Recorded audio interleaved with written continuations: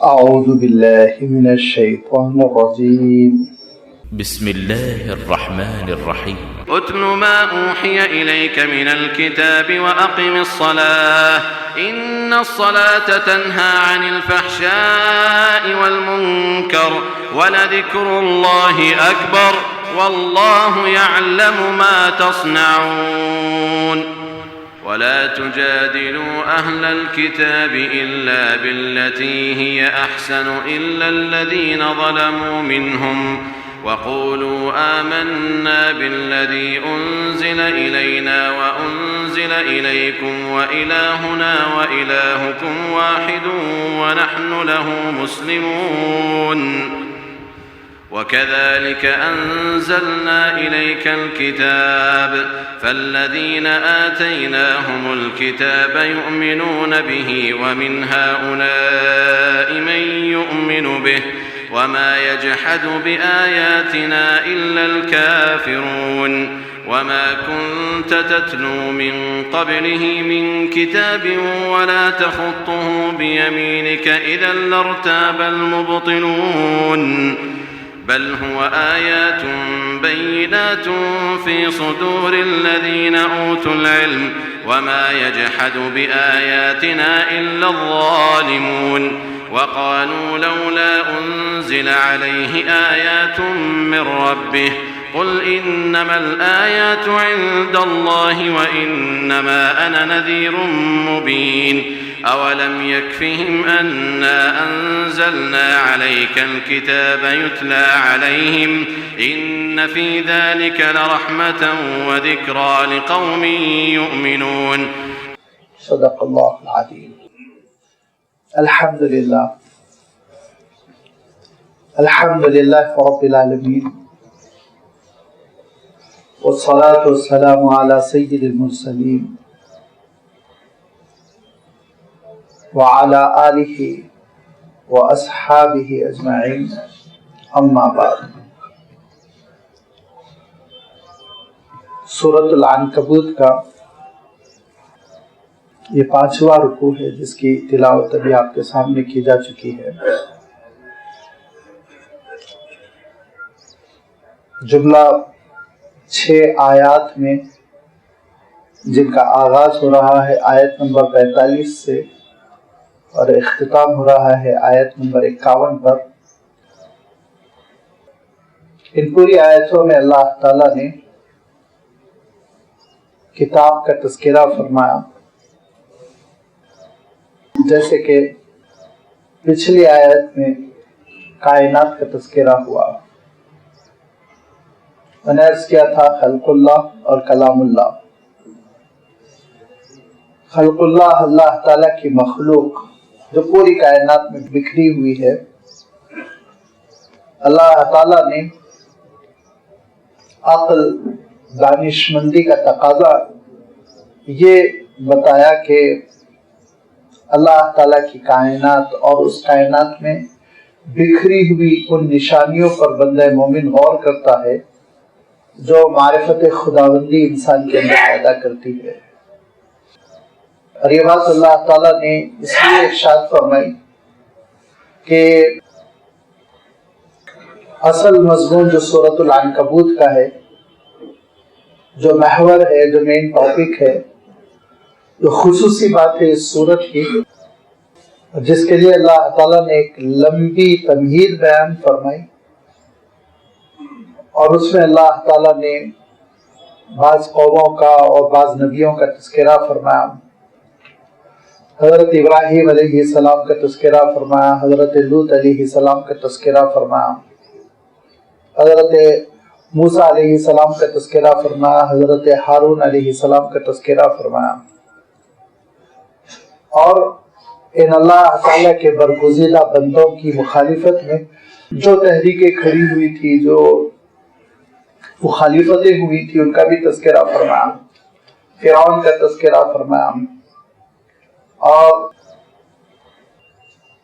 اللہ تعالیٰ نے ان مخالفین کی جنہوں نے نبیوں کی بات نہ مانی ان کے انجام کا بھی تذکرہ فرمایا. اور اخیر کار خلاصہ فرماتے ہوئے ارشاد فرمایا فَكُلًّا أَخَذْنَا بِذَنبِهِ، یہ وہ تھے جن کو ان کے گناہوں کی وجہ سے ہم نے سزا کا گرفتار کیا.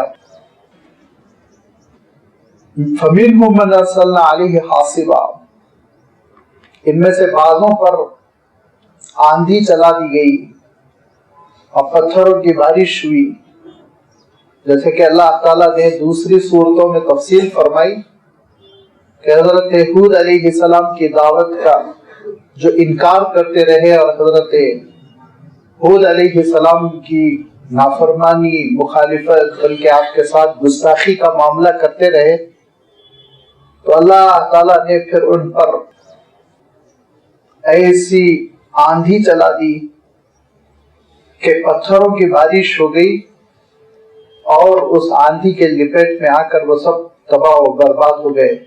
وَمِنْهُمْ مَنْ أَخَذَتْهُ الصَّيْحَةُ، بعض ایسے تھے جو ایک چنگھاڑ، ایک چیخ کی وجہ سے تباہ ہو گئے.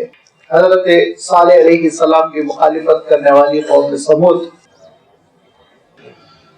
جو بہت لمبے علاقے میں پھیلے ہوئے تھے، پتھر میں اپنے مکانات تعمیر کر چکے تھے، اللہ تعالیٰ کی نافرمانی کرتے رہے اور حضرت صالح علیہ السلام کی مخالفت کرتے رہے. ان کو ایک زلزلے نے آ دبوچا، ایسا زلزلہ جس سے پہلے ایک گرج تھی، ایک شور تھا، ایک چیخ تھی، ایک چنگار تھا، اور اس کے بعد پھر وہ اپنے گھروں میں ہلاک کر دیے گئے، برباد کر دیے گئے. وَمِنْهُمْ مَنْ خَسَفْنَا بِهِ الْأَرْضِ، اور بعضوں کو اللہ تعالیٰ نے زمین میں دھسا دیا. وہ قارون جو حضرت موسیٰ علیہ السلام کی مخالفت کر رہا تھا، اپنی دولت پر اترایا ہوا تھا اور ہمارے غرور کے فتنہ بنا، اس قارون کو جبکہ وہ اپنی دولت پر اتراتا ہوا جلوس نکال رہا تھا، اللہ تعالیٰ نے اس کو زمین میں دھسا دیا. وَمِنْهُمْ مَنْ أَغْرَقْنَا، اور بعضوں کو ہم نے غرق کر دیا، ڈبو دیا. فرعون جو دریا میں ڈوب گیا، سمندر میں ڈوب گیا. حضرت نوح علیہ السلام کی نافرمان قوم جو ہم مخالفت کرتی رہی حضرت نوح علیہ السلام کی اور نہیں مانی حضرت نوح علیہ السلام کی بات، تو ایسا عالمگیر سیلاب آیا کہ پورے غرق ہو کر رہ گئے.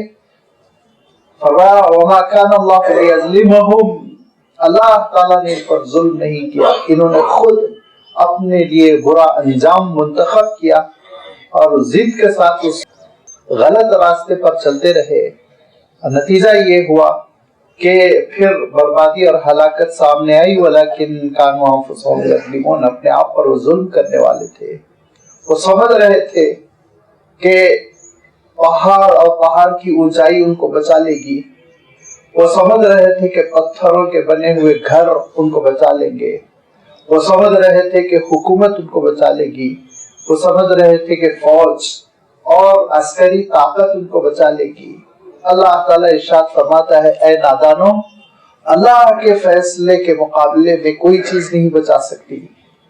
جو لوگ اللہ تعالیٰ کو چھوڑ کر دیگر چیزوں کو اپنا سہارا بناتے ہیں، جو لوگ اللہ تعالیٰ کو چھوڑ کر حکومت کو، سیاسی پارٹیوں کو، ٹیکنالوجی کی ترقی کو، دولت کو، کسی بھی چیز کو سہارا بناتے ہیں، دیویوں کو، دیوتاؤں کو، آستانوں کو، تو کان کھول کر سن لیں.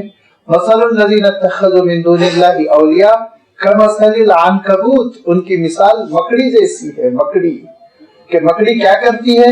اتخذت بیتا، گھر بناتی ہے، جالا بنتی ہے اور اس گھر پر وہ بہت ناز کرتی ہے، اس گھر پر وہ بہت فخر کرتی ہے اور یہ سمجھتی ہے کہ اس کا یہ گھر بڑا مضبوط ہے اور وہ ٹھکانہ ہے جس میں زندگی بسر کر لے گی، وہ اس کا سہارا ہے.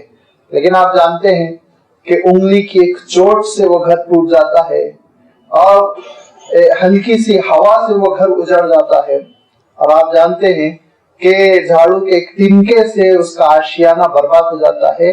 فرمایا ان اوہن البیوت لبیت العنکبوت، کہ دنیا کے گھروں میں اگر بودا ترین گھر ہے تو وہ مکڑی کا گھر ہے. لیکن مکڑی اس کو سہارا سمجھ رہی ہے، مکڑی اس کو اپنے لیے کام بنانے والا سمجھ رہی ہے. مکڑی یہ سمجھ رہی ہے کہ اس کے لیے حفاظت کا سامان ہو گیا۔ اللہ تعالیٰ ارشاد فرماتا ہے اس کی غلط فہمی ہے۔ لہذا لفظ عنکبوت اللہ تعالیٰ نے استعمال فرمایا مکڑی کے لیے، اور اسی وجہ سے اس سورت کو سورت العنکبوت بھی کہتے ہیں، وہ سورت جس میں کہ مکڑی کا تذکرہ آیا۔ اور یہ اصل حقیقت ہے، اس سورت کی جان ہے جس کو اللہ تعالیٰ ہمارے اور آپ کے سامنے نمایاں فرما رہا ہے کہ یاد رکھو اللہ کو چھوڑ کر اگر کسی چیز کو تم سہارا سمجھتے ہو تو بہت ہی کمزور ترین چیز کو تم اپنا سہارا بنا رہے ہو۔ اصل سہارا بس اللہ تعالیٰ کی ذات ہے، کام بنانے والا میرا اور آپ کا، ساری انسانیت کا، پوری مخلوق کا بس باری تعالیٰ ہے۔ وہ ہے جو حالات کو بدلتا ہے، اس سے لو لگانی چاہیے اور اس سے رشتہ جوڑنا چاہیے۔ اگر یہ حقیقت بندہ سمجھ لے تو وہ عقل مند ہے، وہ دانشمند ہے، اور یہ حقیقت پوری کائنات بیان کر رہی ہے۔ یہ پوری کائنات میرے اور آپ کے سامنے جو ہے وہ بتا رہی ہے کہ یہ کل مخلوق چل رہی ہے اللہ کے حکم سے، اللہ کی شان سے۔ پانی کا برسنا مولا کے حکم سے ہے، موسموں کا تبدیل ہونا اللہ تعالیٰ کے حکم سے ہے، رات دن کا آنا جانا اللہ کے حکم سے ہے، سورج کا پوری آب و تاب کے ساتھ چمکنا اور تپش و حرارت پیدا کرنا اللہ کے حکم سے ہے، اور یہ چاند کا رات میں نظر آنا، ستاروں کا یہ آسمان پر چمکنا، سب کچھ اللہ تعالیٰ کے حکم سے ہے۔ اگر وہ ایک حکم کر دے تو پھر یہ ساری چیزیں ایسی درہم برہم ہو جائیں گی اس نظام میں، اس پوری کائنات کے نظام میں۔ وہ گڑبڑ ہوگی، وہ ٹکراؤ ہوگا جس کا بندہ احساس بھی نہیں کر سکتا، جس کا کبھی انسان کو تجربہ نہیں ہوا۔ آپ پوچھئے اہل علم حضرات سے جو فلکیات پر ریسرچ کرتے رہتے ہیں کہ کتنا ان کو اندیشہ ہے کہ کائنات میں کوئی ٹکر نہ ہو جائے، ایکسیڈنٹ نہ ہو جائے۔ جیسے کہ سواریاں ہیں جو دوڑ رہی ہیں، گاڑیاں ہیں جیسے کہ دوڑ رہی ہیں، اور ایک ایک کی سپیڈ کا عالم یہ ہے، ایک ایک کی رفتار کا عالم یہ ہے کہ کوئی ایک منٹ میں 60 کلومیٹر، کوئی ایک منٹ میں 600 کلومیٹر، کوئی ایک منٹ میں 6000 کلومیٹر کی رفتار سے دوڑ رہا ہے۔ جس دنیا میں میں اور آپ ہیں، اس گلوب پر کتنی آرام سے ہم یہاں زندگی بسر کر رہے ہیں، یہاں ہم کھیلتے کودتے ہیں، یہاں ہم اپنی اونچی اونچی عمارتیں بناتے ہیں، یہاں ہماری سواریاں دوڑتی ہیں، یہاں پر ہمارے فنکشنز ہوتے ہیں، سیلیبریشنز ہوتے ہیں، کھاتے پیتے اچھلتے کودتے خوش و خرم ہیں۔ لیکن اس دنیا کی رفتار آپ دیکھیے کہ اس دنیا کی رفتار تقریباً ایک منٹ میں 600 کلومیٹر کے قریب ہے، اور اگر آپ اس دنیا کی رفتار سے سفر کریں تو آپ 2 منٹ میں دلی پہنچ جائیں، 2 منٹ میں ہم دلی پہنچ جائیں۔ یہ تیزی کے ساتھ یہ دنیا دوڑ رہی ہے اور اپنی جگہ بدل رہی ہے، لیکن کیا ہمارے بھرے ہوئے گلاس میں کبھی جنبش ہوتی ہے اور اس کے پانی کا ایک قطرہ لڑکھڑا کے گرتا ہے؟ ہرگز نہیں۔ کیا شان ہے اللہ تعالیٰ کی، کون سی سواری ہے بتائیے جو اتنا اسموتھلی چل رہی ہو، اس قدر آرام سے چل رہی ہو، لیکن اللہ تعالیٰ نے دوڑایا۔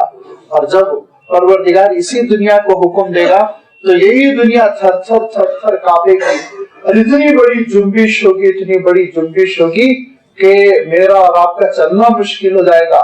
اذا زلزلت الارض زلزالہا، ایک عالمی زلزلہ ہوگا جو اس دنیا کو تباہ و برباد کر دے گا، اور پھر قیامت رونما ہو جائے گی۔ میرے دوستو، یہ پوری کائنات اللہ کے ادنا حکم پر چل رہی ہے۔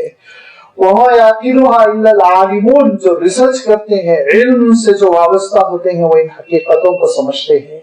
یہ کائنات کی آیتیں ہیں، یہ کائنات کی نشانیاں ہیں، جس کی تفصیل میں بہت زیادہ نہیں کر سکتا، جس کی تفصیل آپ کے سامنے سائنس کر رکھ دیتی ہے۔ خلق اللہ السماوات والارض بالحق، یہ پوری کائنات اللہ تعالیٰ نے ایک حقیقت کے ساتھ پیدا کی، ایک مقصد کے ساتھ اللہ تعالیٰ نے اس کائنات کو پیدا کیا، اور وہ مقصد کیا ہے؟ ان فی ذلک لآیۃ للمؤمنین، مومنوں کے لیے وہ مقصد نمایاں ہے، وہ سمجھتے ہیں اللہ کی اس نشانی کو۔ وہ مقصد کیا ہے؟ اللہ تعالیٰ نے قرآن پاک میں خود اس کو بیان فرمایا کہ اس پوری کائنات پر آپ غور کر لیجئے، ان درختوں پر غور کر لیجئے جو اگ رہے ہیں، اور پھر परवान चढ़ रहे हैं, फल दे रहे हैं, फिर उनको जड़ों से उखाड़ कर आप फेंक रहे हैं। आप बरसते हुए बादलों को देख लीजिए जो सैकड़ों किलोमीटर से सफर करके आ रहे हैं और मेरे और आपके इलाकों पर बरस रहे हैं। आप सारी मखलूक को देख लीजिए, चांद पर गौर कर लीजिए, सूरज पर गौर कर ले, सितारों पर गौर कर ले, आप इस दुनिया के पूरे निजाम पर आप गौर कर ले। इस पूरे दुनिया के निजाम में इंसान की कोई जरूरत नहीं है, किसी भी चीज का इंसान पुर्जा नहीं है, कहीं भी इंसान को आप सेट नहीं कर सकते। इंसान को निकाल दीजिए तो सूरज चमकना छोड़ दे, इंसान को आप निकाल दे तो बारिश होना खत्म हो जाए, इंसान को आप निकाल दे तो जंगल में शेर जीना खत्म हो जाए, इंसान को अगर खत्म कर दिया जाए तो फिर बकरियों को, मवेशियों को ग़िज़ा न मिले। सोचिए, आप जरा तजुर्बा कर लीजिए, अगर इंसान इस स्टेज से हटा दिया जाए तो क्या नुकसान होगा। लेकिन अगर कोई चीज हटा दी जाए तो इंसान को कितना नुकसान होगा। सूरज चमकना छोड़ दे, इंसान जी नहीं सकता। पानी बरसना खत्म हो जाए, इंसान जी नहीं सकता। मवेशी ना हो, इंसान खा पी नहीं सकता। दरख्त ना हो, फल ना हो, इंसान जी नहीं सकता। हवाएं न चले, इंसान जी नहीं सकता।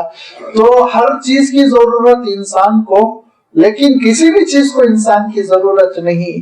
अल्लाह ताला इरशाद फरमाता है कि सारी चीजों को सख्खर लकुम मा फी समावाति वल अर्द, ऐ इंसान तेरे लिए हमने पैदा कर दिया, और ऐ इंसान तुझको मैंने अपने लिए पैदा किया, तुझको मैंने अपने लिए पैदा किया। वमा खलक़तुल जिन्न वल इंसा इल्ला लियअबुदून। अल्लाह ताला को जाने इंसान, अपने मौला को पहचाने, उसके दरबार में खड़ा हो जाए, उसके आगे सर झुकाए, उसके आगे हाथ फैलाए, उससे मोहब्बत करे, उससे रिश्ता जोड़े।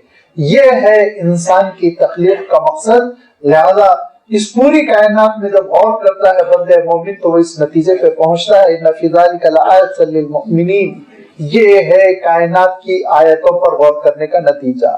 अब अल्लाह की किताब की आयतों पर गौर करने का मसला अब आगे आ रहा है, और ये पूरा रुकू उसी को बयान कर रहा है, और जिसका आगाज हुआ उतलू मा उहिया इलैका मिनल किताब। ऐ नबी, आप तिलावत कर दें जो वही की जा रही है आपकी जानिब, किताब कुरान मजीद की शक्ल में। कुरान मजीद जो वही के जरिए से आप तक पहुंच रहा है, आप उसकी तिलावत कर दें। वअक़िमिस सलात, और आप नमाज कायम करें, क्योंकि नमाज का नतीजा और नमाज की इफादियत और नमाज का जो फल है उसको आगे अल्लाह ताला ने बयान फरमाया। उससे पहले मैं तिलावत किताब के सिलसिले में वजाहत कर दूं। उतलू मा उहिया इलैका मिनल किताब, किताब में जो चीज आप पर वही की तर्ज पर, वही के अंदाज में आ रही है, उसकी आप तिलावत कर दे। देखिए, अरबी के एतबार से मैं हमेशा अर्ज करता हूँ कि आप अरबी में बिलखुसूस कुरान मजीद के अल्फाज में जो वोकैबुलरी अल्लाह ताला ने अपनी किताब में इस्तेमाल की कुरान मजीद में, उसके सिलसिले में मैं अर्ज करता हूँ कि हर लफ्ज अपनी जगह एक अहमियत रखता है, वो एक नगीना है, दूसरे लफ्जों के मानों में नहीं आता। लिहाजा उतलू है तो उसको आप इक़रा के मानों में नहीं पढ़ना। क़राअ का मफ़हूम अलग है, तला यतलू का मफ़हूम अलग है। क़िराअत उसको कहते हैं जिससे इक़रा आया है, इक़रा बिस्मि रब्बिकल लज़ी ख़लक़, ख़लक़ल इंसाना मिन अलक़, जो आयत वारिद हुई है, और भी जगह ये लफ्ज आया है। क़राअ के माने वही है जो बिल्कुल सिंपल अंग्रेजी में हम रीडिंग के मानों में लेते हैं, पढ़ना। कोई भी चीज, आप अखबार पढ़ते हैं, आप किताब पढ़ते हैं, आप शेर पढ़ते हैं, आप नसर पढ़ते हैं, ये सारी चीजें जो पढ़ी जाती है उसके लिए अरबी में क़राअ का लफ्ज है। और तला यतलू, तिलावत का जो लफ्ज है, तिलावत का मफ़हूम कुछ और है, याद रखिए। लिहाजा जो अहले लुगत है, अरबी ज़बान के माहिरीन है, बिलखुसूस कुरान पाक के अल्फाज के बड़े माहिर हैं, अल्लामा रागिब अल-अस्फ़हानी, और उनकी बहुत ही मारकतुल आरा किताब है मुफ़रदातुल कुरान, बहुत मशहूर है, मतबूआ है, और हर जगह अरब ममालिक में अवेलेबल है, कोई ऐसी नादिर किताब नहीं है। तो वो कुरानी अल्फाज की एक मुनफरिद डिक्शनरी समझी जाती है। अल्लामा रागिब ने अपनी किताब मुफ़रदातुल कुरान में तला यतलू के सिलसिले में लिखा है कि ये क़िराअत से बुलंद है, ये क़िराअत से आगे है, ये क़िराअत से ज्यादा वसीतर लफ्ज है। کیونکہ قرات کے معنی ہوتے ہیں پڑھنا. جب پڑھنا ہوتا ہے تو یاد رکھیے آپ سائلنٹ ریڈنگ بھی کر سکتے ہیں. آپ جب اخبار پڑھتے ہیں آواز بلند نہیں پڑھتے, خاموشی کے ساتھ آپ پڑھتے چلے جاتے ہیں. اور قرات میں یہ ہوتا ہے کہ کبھی کبھی صرف انسان آنکھوں سے پڑھتا ہے. اس وقت جب کہ معنی اخذ کرنے کے لیے ذہن کام کرتا رہتا ہے تو مجموعی طور پر عبارت پر انسان نگاہیں پھیرتا رہتا ہے. یہ ساری چیزیں ریڈنگ کی ہے, قرات کی ہے. اور جب تلاوت کا مسئلہ آتا ہے تو تلاوت میں پہلی شرط ہوتی ہے, کیونکہ تلا یتلو کے معنی ہوتے ہیں فالو کرنا, لگا ہوا ہونا, پیچھے پیچھے آنا. لہذا یہی مفہوم آگے چل کر تلاوت قرآن میں یوں آ جاتا ہے کہ آپ جب ریڈنگ کریں گے تو نگاہوں کے ساتھ ساتھ اس کے پیچھے پیچھے آواز بھی چلے. لہذا تلاوت خاموشی کے ساتھ نہیں ہوگی, یاد رکھیے. تلاوت میں تھوڑی سی آواز ہوگی, بغیر آواز کی تلاوت نہیں ہوگی. ایک نمبر 2, تلاوت کے سلسلے میں تشریح کرتے ہوئے لکھا گیا کہ تلاوت میں ریڈنگ کے ساتھ ساتھ پیچھے پیچھے تدبر بھی چلے گا, غور و فکر کرنے کی صلاحیت بھی چلے گی. لہذا تلاوت جو ہے وہ بالکل ایسی نہیں ہوگی کہ انسان کا ذہن کہیں اور ہو, پڑھتا چلا جائے, بلکہ تلاوت ہوگی انسان کا ذہن پڑھنے والی چیز پر مرکوز ہو, متوجہ ہو, پورے تدبر کے ساتھ پڑھ رہا ہو, غور و فکر کے ساتھ پڑھ رہا ہو. اچھا, پڑھتے پڑھتے آپ یہ ہوتا ہے سو جاتے ہیں, کوئی چیز, کوئی کتاب, کوئی ناول, کوئی اخبار آپ کے ہاتھ سے گر جاتا ہے, اور یہ اکثر و بیشتر ایسا ہوتا ہے, لیکن تلاوت نہیں. تلاوت کا عالم یہ کہ تلاوت میں آپ پیروی کریں گے, اتباع کریں گے آگے کے مضامین کی, اور پڑھتے چلے جائیں گے اور وہاں تک پڑھیں گے جہاں تک کہ آپ کا ٹارگٹ ہے, جہاں تک کہ آپ نے طے کر لیا کہ میں یہاں تک پڑھوں گا. لہذا یہ لفظ عربوں نے خاص کر دیا. قرآن پاک میں بھی اللہ تعالیٰ نے ارشاد فرمایا, اللہ تعالیٰ کی صحیفے کی پڑھائی کے لیے, قرآن پاک کے لیے تلاوت قرآن یہ لفظ خاص ہے. اب عربی میں کہیں بھی عرب یہ استعمال نہیں کرے گا میں اخبار کی تلاوت کر رہا ہوں, وہ یہ نہیں کہے گا میں کتاب کی تلاوت کر رہا ہوں, وہ یہ نہیں کہے گا میں شاعری کی تلاوت کر رہا ہوں, ہرگز نہیں. وہ تلاوت جب کہیں کہے گا تو قرآن پاک ہی کے سلسلے میں کہے گا. لہذا یہ حکم تھا حضور اکرم صلی اللہ علیہ وسلم کو, اتلو ما اوحی الیک من الکتاب, کہ صرف کتاب نازل ہو گئی اور آپ اس کو سمجھ کے اس کے احکام جاری کر دے, نہیں, کہا کہ آپ تلاوت بھی کریں گے. لہذا اللہ کے رسول صلی اللہ علیہ وسلم بآواز بلند تلاوت فرمایا کرتے تھے. اور یہی نہیں بلکہ حضور اکرم صلی اللہ علیہ وسلم نے صحابہ کی تربیت بھی کی تلاوت پر. ان کو تلاوت کروا کر اللہ کے رسول صلی اللہ علیہ وسلم سنتے بھی تھے, تلاوت بھی سکھا دی اللہ کے رسول صلی اللہ علیہ وسلم نے. اسی لیے اللہ تعالیٰ نے حضور اکرم صلی اللہ علیہ وسلم کی جو ڈیوٹیز تھی ان فرائض منصبی کا تذکرہ کرتے ہوئے ارشاد فرمایا کہ لقد من اللہ علی المؤمنین اذ بعث فیہم رسولا منہم یتلو علیہم آیاتہ ویزکیہم ویعلمہم الکتاب والحکمہ, کہ وہ کتاب کی تلاوت بھی کریں گے, کتاب کی تعلیم بھی کریں گے, تلاوت کرنا بھی سکھا دیں گے. لہذا اس دنیا کی ساری کتابوں میں اللہ کی کتاب کو یہ انفرادیت اور امتیاز حاصل ہے کہ سورۃ الفاتحہ کی الحمد سے لے کے والناس کی ناس تک حضور اکرم صلی اللہ علیہ وسلم نے اس کی تلاوت کر کے صحابہ کو سکھا دی. کوئی لفظ ایسا نہیں رہا جو خود سے صحابہ نے پڑھ لیا, ان کو اجازت دی گئی, کتابیں لکھی جاتی ہیں, نشر ہو کے آ جاتی ہیں اور آپ اپنے سے پڑھ لیتے ہیں, اور آپ کو سکھانے والا کوئی نہیں ہوتا ہے, چونکہ ریڈنگ آتی ہے, کتاب پڑھ لی, قصہ ختم. لیکن قرآن مجید کا مسئلہ ایسا نہیں ہے. قرآن مجید کا مسئلہ ایسا ہے کہ جیسے حضور اکرم صلی اللہ علیہ وسلم نے من عن حضرت جبرائیل سے لیا, اسی طرح اللہ کے رسول صلی اللہ علیہ وسلم نے صحابہ کو سکھا دیا, صحابہ نے تابعین کو, تابعین نے تبع تابعین کو, اور یہ سلسلہ چلتے چلتے آج بھی ایک مسلمان اپنے استاد سے پورا قرآن مجید لیتا ہے. तिलावत करता है सामने, पहले सीख लेता है, फिर पूरा कुरान पाक एक मर्तबा खत्म कर लेता है। आप जानते हैं कि ये अल्लाह ताला की किताब को इम्तियाज हासिल है कि पूरी किताब अपने उस्ताद से एक शागिर्द लेता है। यह है उतलू मा ओहिया इलैका मिनल किताब। जैसे कि मैंने अर्ज किया कि ये वो तिलावत है जिसको इबादत बना दिया गया, इबादत बना दिया गया, और इसकी इबादत होने में इनकार इंसान न करे, इसके लिए अल्लाह ताला ने एक ऐसा मामला फरमाया कि अब उसके बाद कोई गुंजाइश नहीं रह जाती है कि कुरान मजीद की तिलावत का कोई इनकार कर दे।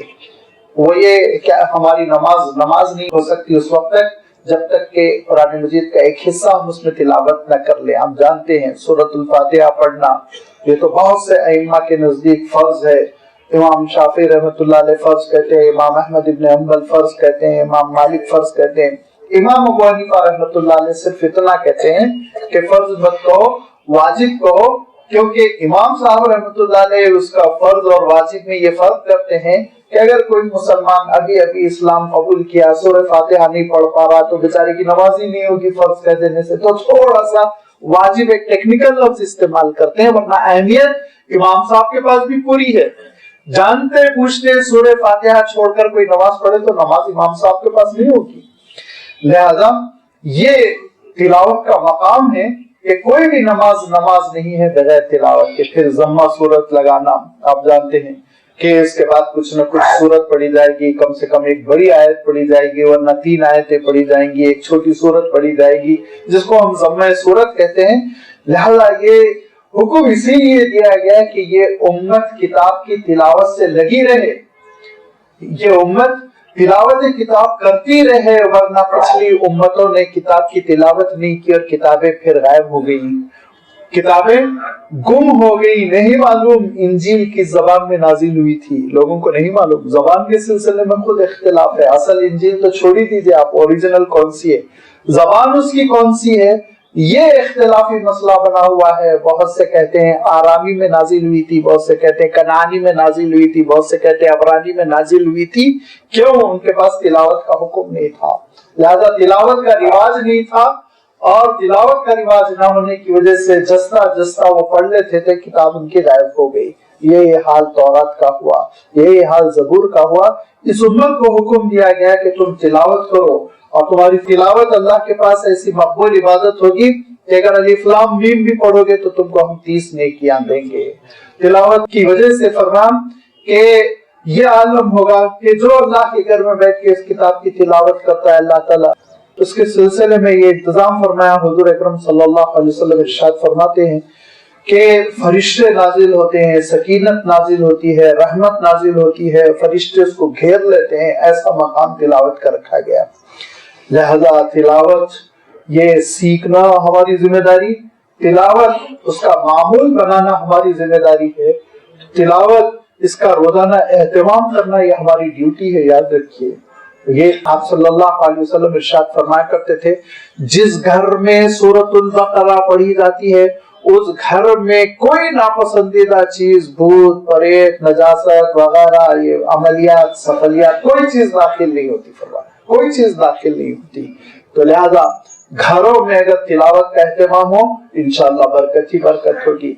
आप सल्लल्लाहु अलैहि वसल्लम इरशाद फरमाते थे, जो घर तिलावत से खाली है वो वीरान और बर्बाद है, जो दिल कुरान मजीद से खाली है, कुछ हिफ्ज करके कुछ तिलावत के लिए हिस्सा कल्ब में महफूज ना हो, तो वो वीरान घर है, फरमाया करते थे। लिहाजा तिलावत का एहतमाम एक मुसलमान की जिंदगी का अहम जुज होता है, और इसी तिलावत की वजह से मुसलमान का आलम ये होता है कि वो अल्लाह ताला के उन बंदों में शामिल हो जाता है जिनके सिलसिले में आप सल्लल्लाहु अलैहि वसल्लम इरशाद फरमाते हैं कि जो साहिब कुरान होता है, कुरान पाक को कुछ याद करता है, कुछ तिलावत करता है, कुछ तदब्बर करता है, तो ऐसे साहिब कुरान के सिलसिले में अल्लाह ताला जो मामला फरमाएगा क़यामत के दिन कि ऐसा उसको ताजुल करामत इनायत फरमाएगा, बुजुर्गी का ताज इनायत फरमाएगा, जो जिसका आलम ये होगा कि उसकी चमक चमकते हुए सूरज की तरह होगी।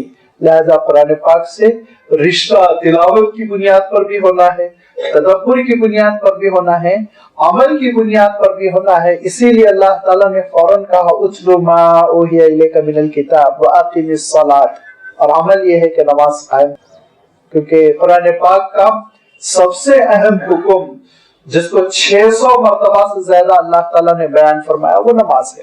نماز قائم کرو، اقیم الصلاۃ ان الصلاۃ تنہی عن الفحشاء والمنکر، کیونکہ نماز وہ تم کو بے حیائی سے اور منکرات سے، جرائم سے، گناہوں سے روکے گی۔ فحشاء کہتے ہیں ان گناہوں کو جس میں بے حیائی کا ایلیمنٹ ہوتا ہے، بدنگاہی اور بری باتیں کرنا، گندی باتیں کرنا، شہوت کے کام کرنا اور گندی چیزیں دیکھنا، یہاں تک کہ وہ آخری درجے کی بے حیائی بھی فحشاء میں آ جاتی ہے، جس پر اسلام نے ایک سزا رکھی ہے اور حد رکھی ہے، جس کو عرف عام میں زنا کہا جاتا ہے۔ سارے گناہ یہ فحشاء کی لسٹ میں آ جاتے ہیں، اور یہاں رہنا، یہ ساری چیزیں یہ فحشاء ہے۔ اور منکر ان گناہوں کو کہتے ہیں جن کو انسان کی عقل خود انکار کر دیتی ہے، نہیں مانتی ہے، جھوٹ بولنا، ظلم کرنا، ماں باپ کے حقوق ادا نہ کرنا، کمزوروں کے حقوق ہڑپ کر جانا وغیرہ وغیرہ، یہ پوری لسٹ آپ بنا لیجئے، سب منکرات میں آ جائیں گے۔ وہ چیزیں جو انسان کی فطرت سلیم، ایک اچھا انسان جس کو ایٹومیٹیکلی پسند نہ کرتا ہو اگرچہ کہ وہ مسلمان نہ ہو، یہ ہے منکرات۔ تو اللہ تعالیٰ ارشاد فرماتا ہے دونوں قسم کے گناہوں سے نماز انسان کو روک دیتی ہے، مسلمان کو روک دیتی ہے۔ یہ ہے نماز کا اثر، یہ ہے نماز کا انسانی زندگی پر ایک تبدیلی لانے والا اثر، جس کے بارے میں اللہ تعالیٰ ارشاد فرماتا ہے ان الصلاۃ تنہی عن الفحشاء والمنکر۔ حضور اکرم صلی اللہ علیہ وسلم سے ایک صاحب نے عرض کیا کہ فلاں صاحب جو ہے بڑی پابندی سے نماز بھی پڑھ رہے ہیں اور گاہے گاہے چوری بھی کر لیتے ہیں، تو حضور اکرم صلی اللہ علیہ وسلم نے ارشاد فرمایا ان کو چھوڑ دو، ان کی نماز انشاءاللہ ان کو چوری سے روک دے گی۔ حضرت ابو ہریرہ کہتے ہیں واقعہ یہ ہے کہ کچھ مدت کے بعد وہ پھر بہت صالح ہو گئے اور لازم بات ہے انہوں نے یہ گناہ کرنا چھوڑ دیا، کیونکہ نماز کی جو کیفیت ہے دیکھیے آپ اس کو ذہن میں رکھیں کہ اخلاص کے ساتھ نماز پڑھنا، اور دوسری بات یہ خشوع و خضوع کے ساتھ اللہ کے دربار میں حاضری کا یقین کرتے ہوئے نماز پڑھنا کہ مولا کے دربار میں میں حاضر ہو رہا ہوں۔ اس کیفیت کے ساتھ جو نماز پڑھتا ہے، جس کے بارے میں اللہ تعالیٰ نے ارشاد فرمایا قد افلح المؤمنون الذین هم فی صلاتهم خاشعون، یہ خوف و خشیت کی کیفیت کے ساتھ جو نماز پڑھ رہا ہے، اس کی نماز اس کو ہر حال میں بے حیائی سے روکے گی، ہر حال میں بے حیائی سے روکے گی، کیونکہ عالم یہ کہ وہ فجر میں اللہ تعالیٰ کے دربار میں حاضر ہوا، گھبرایا ہوا، ڈرا ہوا، مولا کا خوف اس کے ساتھ اس کے دربار میں وہ وعدہ کر رہا ہے اہدنا الصراط المستقیم، وہ کہہ رہا ہے ایاک نعبد و ایاک نستعین، یہ سب کچھ اس کے دربار میں عرض کر کے پھر یہ کیسے ہو سکتا ہے کہ وہ دکان کھولتے ہی بے ایمانی شروع کر دے، وہ کیسے ہو سکتا ہے بے حیائی کے اڈے کی طرف چلے جائے، اور ابھی اس کو ظہر پڑھنا ہے، کچھ ہی دیر بعد اذان ہونے والی ہے، پھر مولا کے دربار میں اس کو حاضر ہونا ہے۔ لہذا صلاۃ اگر سچی ہے، نماز اگر حقیقی ہے تو انسان کو وہ ضرور گناہوں سے روکے گی۔ ہاں بسا اوقات نماز جو ہے وہ نقلی ہوتی ہے، نماز نقلی ہوتی ہے، دکھاوے کے لیے ہوتی ہے۔ بہت سے چور اپنی چوری پر پردہ ڈالنے کے لیے، اور بہت سے لائن ڈرائیور اپنے گناہوں کو پردہ ڈالنے کے لیے، اور بہت سے ظالم اپنے ظلموں کو چھپانے کے لیے نماز پڑھتے ہیں، لوگوں کو دکھانے کے لیے نماز پڑھتے ہیں۔ آپ نے دیکھا ہوگا ایمان نہیں ہے، اسلام نہیں ہے، مشرک ہے، لیکن عید کے دن عیدگاہ میں حاضر ہو گئے، کھڑے ہو گئے، رکعت باندھ لی، تو یہ نقلی نماز جو ہے وہ نقلی نماز تھوڑی بے حیائی سے روکے گی، وہ نقلی نماز تھوڑی گناہوں سے روکے گی۔ اصلی نماز جو خوف خدا کے ساتھ ہو، جو اللہ تعالیٰ سے رشتہ جوڑنے والی نماز ہے۔ اسی لیے ایک حدیث میں حضور اکرم صلی اللہ علیہ وسلم نے ارشاد فرمایا کہ جو نماز انسان کو بے حیائی سے نہیں روک رہی ہے تو وہ اللہ کا قرب نہیں، اللہ کی دوری لاتی ہے، اللہ سے قرب نہیں پیدا کرتی بلکہ اللہ تعالیٰ سے دوری کا سبب بنتی ہے۔ لہذا نماز اصلی ہونا چاہیے۔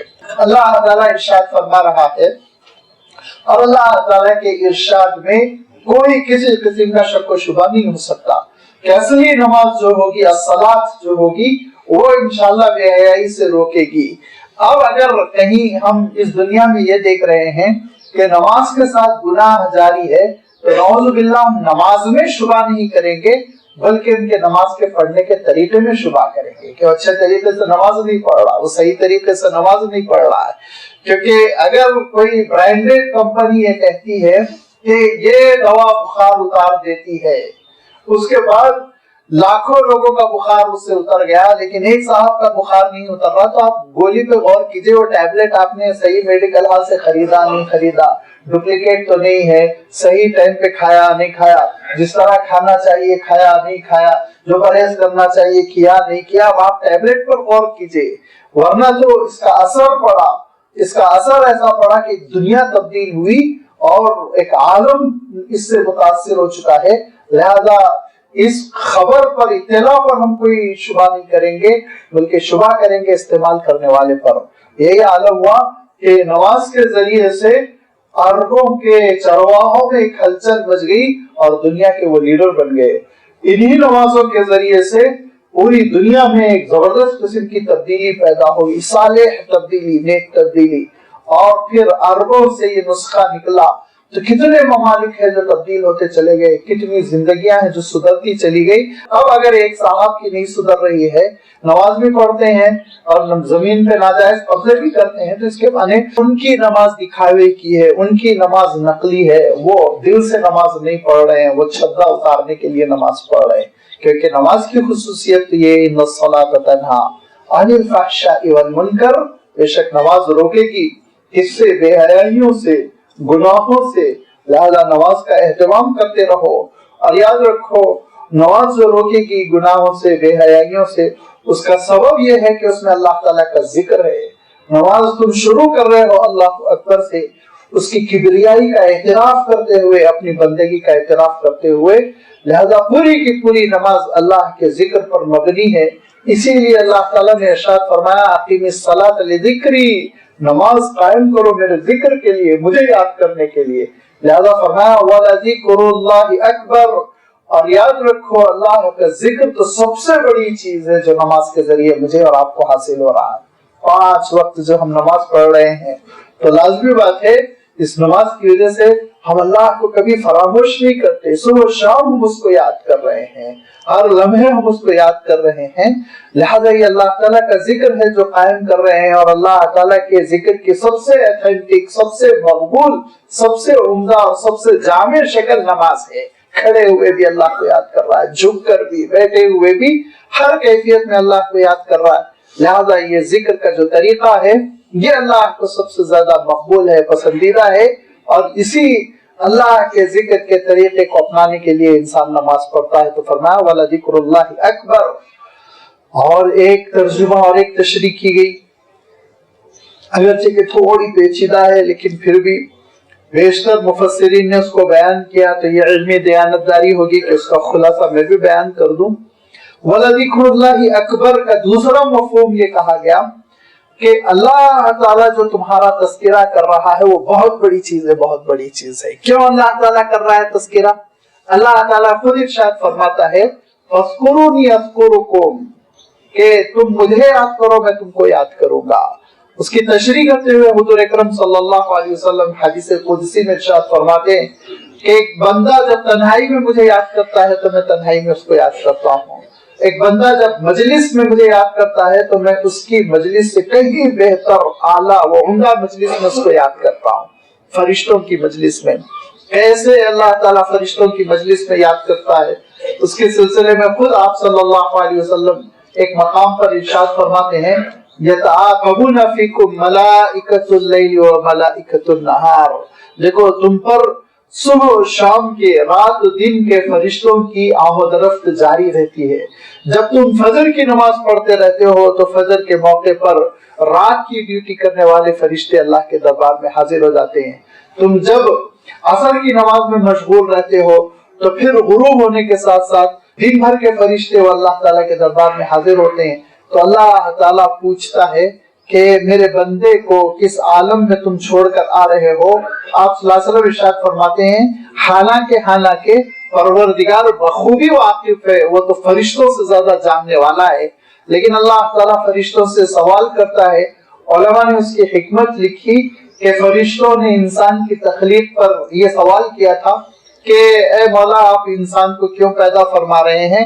یسفک الدماء، یہ تو خون بہائے گا، لڑے گا، جھگڑے گا، یفسد فی الارض، فساد پیدا کرے گا، بگاڑ پیدا کرے گا. تو فرشتوں کے اسی سوال کا جواب دیتے ہوئے اللہ تعالیٰ اس کو جواب کو نمایاں کرنے کے لیے اللہ تعالیٰ پوچھے گا کس عالم میں تم نے میرے بندے کو چھوڑا؟ تو فرشتہ کہے گا پروردگار آپ کے دربار میں کھڑا ہوا تھا، آپ کو یاد کر رہا تھا، آپ کو پکار رہا تھا، آپ کا ذکر کر رہا تھا.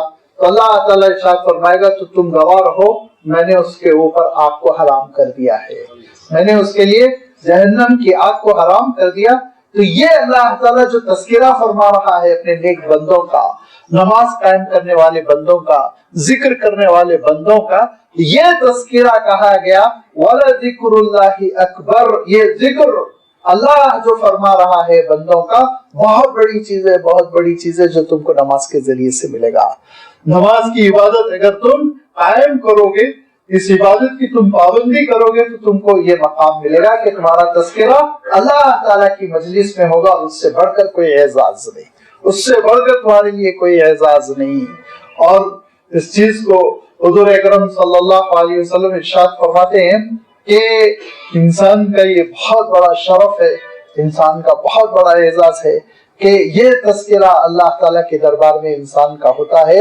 لہذا اللہ تعالیٰ ارشاد فرماتا ہے کہ یاد رکھو نماز قائم کرتے رہو، اور نماز قائم کرو گے تو یہ نماز تمہارے لیے جہاں بے حیائیوں سے روکنے کا سبب بنے گی، جہاں منکرات سے گناہوں سے روکنے کا سبب بنے گی، وہیں یاد رکھو تم کو ایک اعزاز دلائے گی کہ تمہارا تذکرہ مولا کے دربار میں ہوگا.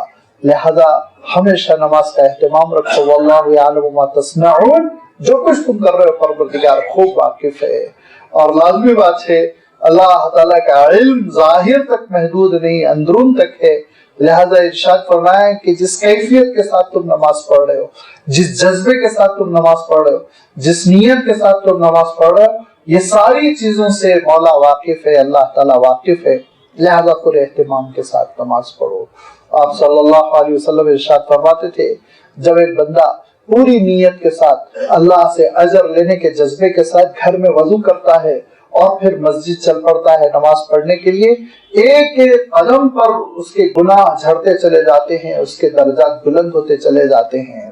اور ارشاد فرمایا مسجد پہنچ گئے اور اس کے بعد نماز کے انتظار میں ہیں تو یہ مت سمجھو کہ تم نماز کے انتظار میں ہو، وقت ایسے ہی بیت رہا ہے. نہیں، فرمایا تم نماز میں ہو. مادامت العبد فی الصلاۃ، اس وقت تک بندہ نماز میں ہے جب تک وہ نماز اس کو روکے ہوئے ہے، تھامے ہوئے ہے، نماز کے انتظار میں بیٹھا ہوا ہے تو گویا وہ نماز ہی میں ہے، نماز کا اجر اس کو ملتا چلا جا رہا ہے. لہذا نماز کا بہت اہتمام ہونا چاہیے. یہ اللہ تعالیٰ کی کتاب کی تلاوت کا تقاضا ہے، کیونکہ میں نے عرض کیا کہ اس کتاب میں جو سب سے زیادہ حکم دیا گیا ہے وہ نماز قائم کرنا. یہ وہ اصل عبادت ہے، یہ وہ عبادت مقصودہ ہے، یہ وہ مطلوب عبادت ہے جو بندے مومن کی معراج ہے، اس کو اونچے سے اونچے مقام تک پہنچا دیتی ہے.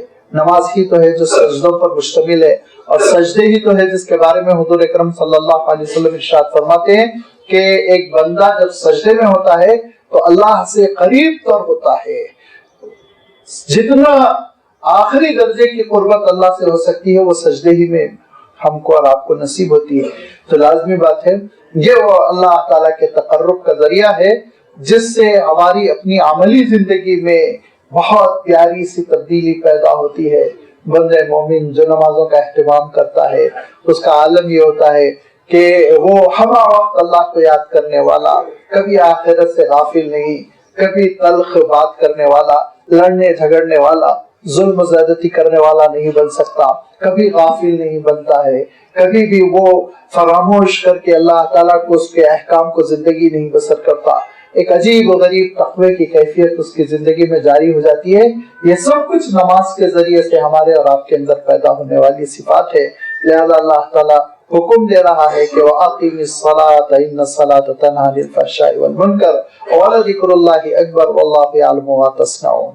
आगे अल्लाह ताला ने एक बात इरशाद फरमा दी जो किताब की तिलावत के नतीजे में बरामद होती है कि पिछली किताबें भी थी जो मुस्तकिल कौमों को दी गई, तौरात दी गई, ज़बूर दी गई, इंजील दी गई, लिहाजा वो भी अहले किताब कहलाए।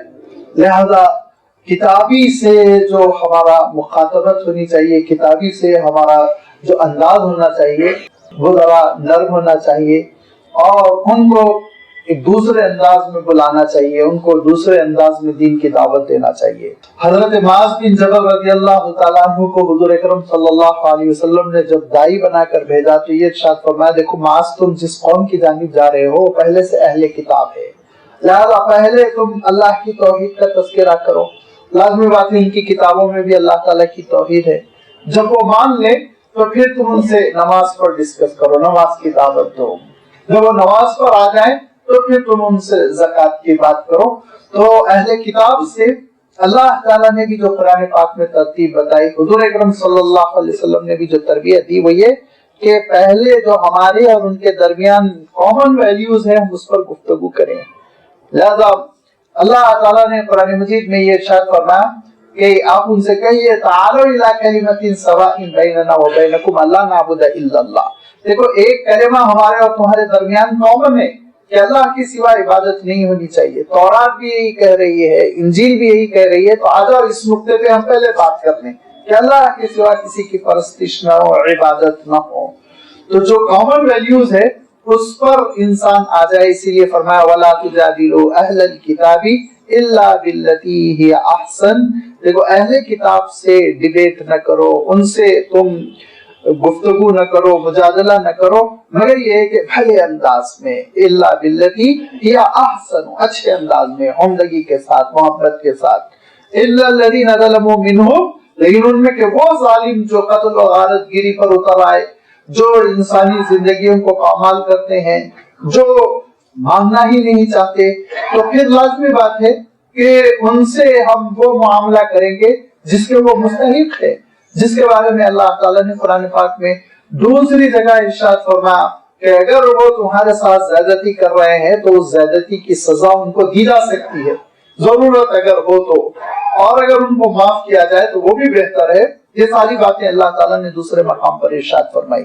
यहाँ अल्लाह ताला इरशाद फरमा रहा है इल्लल्लज़ीना ज़लमू मिनहुम वक़ूलू आमन्ना बिल्लज़ी उन्ज़िला इलैना व उन्ज़िला इलैकुम, कि हम ईमान रखते हैं उस चीज पर जो हम पर नाजिल की गई कुरान मजीद की शक्ल में, वो उन्ज़िला इलैकुम, और जो तुम पर नाजिल की गई तौरात की शक्ल में, इंजील की शक्ल में, हम उसका इनकार नहीं करते। पिछली किताबों पर हम ईमान रखते हैं। और हुज़ूर अकरम सल्लल्लाहु अलैहि वसल्लम ने इरशाद फरमाया कि देखो ला तुसद्दिक़ू अहलल किताब वला तुकद्दिबूहुम, कि ना तुम उनको ये कहो कि हम आपको झूठा मानते हैं, ना ये कहो कि हम आपको सच्चा मानते हैं, खामोशी इख्तियार करो।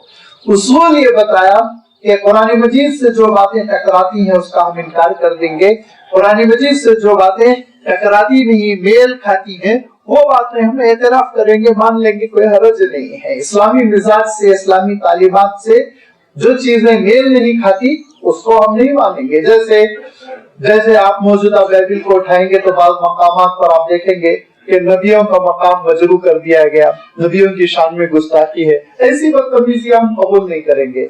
लेकिन जहाँ बहुत सारे हकायक है जो ऐसे हैं कि इस्लामी तालीमात के खिलाफ नहीं है, मुआफिक हैं, तो उनके एहतराम करने में किसी किस्म का कोई हरज नहीं है।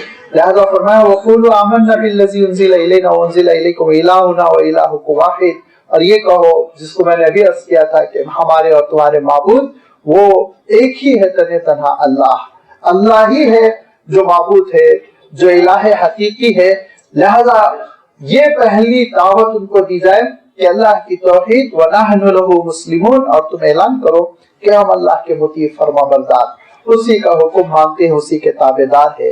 लाज़मी बात है कि जब तुम इस बात का इजहार करोगे, मुज़ाहरा करोगे कि तुम अल्लाह ही के ताबेदार हो, तो फिर धीरे धीरे वो तुम्हारी तरफ माइल होंगे, तुम्हारी जिंदगी में झांकेंगे, तुमको देखेंगे اور تم سے قریب ہوتے چلے جائیں گے.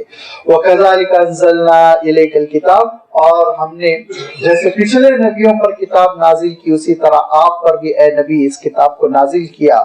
فَالَّذِينَ آتَيْنَاهُمُ الْكِتَابَ يُؤْمِنُونَ بِهِ، جن کو ہم نے کتاب دی ہے ان کی ذمہ داری ہے کہ کتاب پر پورا ایمان رکھیں. وَمِنْ هَؤُلَاءِ مَن يُؤْمِنُ بِهِ، اور بہت سارے ہیں جو اللہ کی کتاب پر ایمان رکھتے ہیں. وَمَا يَجْحَدُ بِآيَاتِنَا إِلَّا الْكَافِرُونَ، اور ہماری آیتوں کا انکار کرنے والا وہ کافر ہوتا ہے. جو ہماری آیتوں کا انکار کر دیتا ہے وہ کافر کہلاتا ہے. نہیں انکار کرتا ہماری آیتوں کا مگر وہی جو کافر ہوتا ہے، کفر کرتا ہے، اللہ کی نعمتوں کو چھپاتا ہے، حقیقت کو چھپاتا ہے، وہ شخص اللہ کی کتاب کی آیتوں کا انکار کرتا ہے. وَمَا كُنْتَ تَتْلُو مِن قَبْلِهِ مِن كِتَابٍ، کیونکہ یہ کتاب معجزہ ہے. اور ابھی اس کا تذکرہ آگے آ رہا ہے کہ کیسے معجزہ ہے، کیا مطالبہ کیا تھا اور اللہ تعالیٰ نے کیا جواب عنایت فرمایا. اس کے معجزہ ہونے کا ایک نمایاں پہلو یہ ہے، اہم پہلو، وَمَا كُنْتَ تَتْلُو مِن قَبْلِهِ مِن كِتَابٍ، 40 سال کی عمر مبارک ہونے سے پہلے اے نبی آپ نے کبھی کوئی کتاب کی تلاوت نہیں کی. کوئی کتاب آپ پڑھ کر نہیں سنایا کرتے تھے، کوئی شعر نہیں سنایا کرتے تھے، کوئی نثر نہیں سنایا کرتے تھے، کوئی خطبہ نہیں دیا کرتے تھے، کوئی لیکچر نہیں دیا کرتے تھے. اللہ کے رسول صلی اللہ علیہ وسلم کوئی چیز نہیں پڑھتے تھے. وَلَا تَخُطُّهُ بِيَمِينِكَ، اور آپ کا سیدھا ہاتھ کوئی چیز نہ لکھا کرتا تھا. اللہ کے رسول صلی اللہ علیہ وسلم کو اللہ تعالیٰ نے محفوظ رکھا تھا لکھنے پڑھنے کی سرگرمیوں سے، محفوظ رکھا تھا. کیوں؟ اس لیے کہ اللہ تعالیٰ ایک معجزہ ظاہر کرنا چاہ رہا تھا. اسی لیے حضور اکرم صلی اللہ علیہ وسلم مکہ مکرمہ کی جو نیک مجلسیں، اچھی مجلسیں ہوتی ہیں ان سب میں شریک ہوا کرتے، لیکن جہاں لکھنے پڑھنے کی ایکٹیویٹیز ہوتی وہاں حضور اکرم صلی اللہ علیہ وسلم نہیں ہوتے. نہ کبھی آپ نے کسی استاد سے لکھنا سیکھا، نہ کبھی آپ نے کسی استاد سے ریڈنگ سیکھی، پڑھنا سیکھا، نہ کبھی حضور اکرم صلی اللہ علیہ وسلم نے قلم استعمال کیا، نہ حضور اکرم صلی اللہ علیہ وسلم نے کسی صفحے پہ کسی ورق پر کچھ لکھا. بالکل اللہ تعالیٰ نے اس چیز سے حضور اکرم صلی اللہ علیہ وسلم کو اپنی اس حکمت کی وجہ سے محفوظ رکھا، جس حکمت کا تذکرہ اللہ تعالیٰ یہاں فرما رہا ہے کہ اذن لرتابا المبتلون، اگر آپ لکھنے پڑھنے والے ہوتے شروع سے، پہلے ہی سے آپ لکھا کرتے، آپ پڑھا کرتے، آپ کے پاس صحیفے ہوتے جو آپ اس کی تلاوت کیا کرتے، آپ کے پاس اوراق ہوتے جس پہ آپ لکھا کرتے، آپ کے پاس دوات ہوتا، آپ کے پاس قلم ہوتا، آپ لکھنے پڑھنے کی آپ سرگرمیوں میں ہوتے، تو یہ باطل پسند شک و شبہ کرتے کہ یہ تو پہلے ہی سے لکھنے پڑھنے کے عادی تھے، لہٰذا یہ کتاب لکھ رہے ہیں، کتاب پیش کر رہے ہیں، اس کو ہم اللہ کا کلام کیوں سمجھے. اللہ تعالیٰ نے محض اسی حکمت کی وجہ سے حضور اکرم صلی اللہ علیہ وسلم کو لکھنے پڑھنے کی ساری سرگرمیوں سے محفوظ رکھا. کوئی استاد نہیں، کوئی معلم نہیں جس نے حضور اکرم صلی اللہ علیہ وسلم کو لکھنا سکھایا ہو، پڑھنا سکھایا ہو، کچھ نہیں. یہ میدان بالکل خالی تھا. اچانک 40 سال کی عمر مبارک ہوئی اور پھر 40ویں سال وحی آنی شروع ہو گئی، تو ایسی وحی، ایسی خوبصورت الفاظ اور لکھنے پڑھنے کی ساری چیزوں کا تذکرہ. اقرا بسم ربک الذی خلق خلق الانسان من علق اقرا وربک الاکرم الذی علم بالقلم. پڑھیے، لکھیے، تلاوت کیجیے، قلم استعمال کیجیے، ساری چیزوں کا تذکرہ شروع ہو گیا. لہذا عرب وہ سب کے سب سکتے میں رہ گئے کہ یہ اچانک ایسے مضامین آپ صلی اللہ علیہ وسلم پر نازل ہو رہے ہیں. یہ تھا قرآن پاک کا معجزہ ہونا کہ یہ کلام الہی ہے، وحی کی بنیاد پر آ رہا ہے، حضور اکرم صلی اللہ علیہ وسلم کی کوششوں کا نتیجہ نہیں ہے. ہر شاعر وہ شاعری کرتا ہے، دھیرے دھیرے عروج تک پہنچتا ہے. ہر رائٹر لکھتا رہتا ہے، دھیرے دھیرے وہ کمال تک پہنچتا ہے. لہذا دنیا مانوس رہتی ہے کہ لکھ رہے ہیں اور اچانک بہت اچھی چیز اس نے لکھ دی جو پوری دنیا میں فیم ہو گئی، مشہور ہو گئی، کلک کر گئی. یہ ایک روٹین ہے سارے انسانوں کی زندگی میں. لیکن اللہ کے رسول صلی اللہ علیہ وسلم کی حیات طیبہ میں اس قسم کی کوئی چیز نہیں. نہ لکھنا ہے، نہ پڑھنا ہے، نہ قلم ہے، نہ ادوات ہے، نہ اوراق ہے، کچھ بھی نہیں ہے. حالانکہ مکہ مکرمہ میں بہت سے لوگ تھے ऐसे जो लिखना पढ़ना जानते थे। 17 नाम आते हैं जो जिनके बारे में आता है कि वो लिखने पढ़ने की इन सारी सरगर्मियों में मशगूल रहा करते थे। और वरक़त इब्न नौफल तो पुरानी किताबों को, कदीम सहीफों को बहुत पढ़ा करते, उसके माहिर होते, लेकिन अल्लाह के रसूल सल्लल्लाहु अलैहि वसल्लम उनकी मजलिसों में नहीं जाया करते थे। अल्लाह के रसूल सल्लल्लाहु अलैहि वसल्लम उनसे न लिखना सीखते न पढ़ना सीखते। अचानक ये हुआ कि हुजूर अकरम सल्लल्लाहु अलैहि वसल्लम ने कुरान मजीद पेश करना शुरू किया। हुक्म दिया उसको लिखो, हुक्म दिया उसको याद करो, हुक्म दिया उसको नमाजों में पढ़ो, हुक्म दिया उसकी तिलावत करो, हुक्म दिया उसकी तिलावत मुझे सुनाओ। तरबियत देने लगे हुजूर अकरम सल्लल्लाहु अलैहि वसल्लम सहाबा को। और कितने कम उम्र कम सिन नौजवान से सहाबा थे जो हुजूर अकरम सल्लल्लाहु अलैहि वसल्लम की खिदमत में हमा वक्त रहने लगे, कुरान पाक याद कर रहे हैं, कुरान पाक सीख रहे हैं, सिखा रहे हैं, और आगे चल के वही पूरी इंसानियत के मामले बने।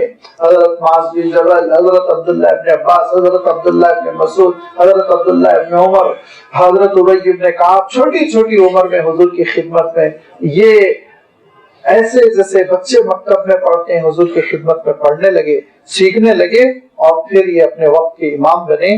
फरमाया कि वमा कुंत ततलू मिन क़ब्लिही मिन किताब, इससे पहले आप किसी किताब की कोई तिलावत नहीं करते थे। वला तखुत्तुहु बियमीनिक, और ना अपने सीधे हाथ से आप लिखा करते थे। सीधे हाथ का तस्करा इसलिए किया कि ज्यादातर शायद 98-99% लोग सीधे हाथ से ही लिखा करते हैं। इक्का दुक्का ऐसे होते हैं जो लेफ्ट हैंडर होते हैं, किसी वजह से वो माजूर होते हैं, बाएं हाथ से लिखते हैं। मामूल इंसान का यही है कि वो सीधा हाथ लिखने पढ़ने के लिए इस्तेमाल करता है। इसीलिए अल्लाह ताला ने सीधे हाथ का तस्करा फरमाया, यमीनिक इरशाद फरमाया, वला तखुत्तुहु बियमीनिक।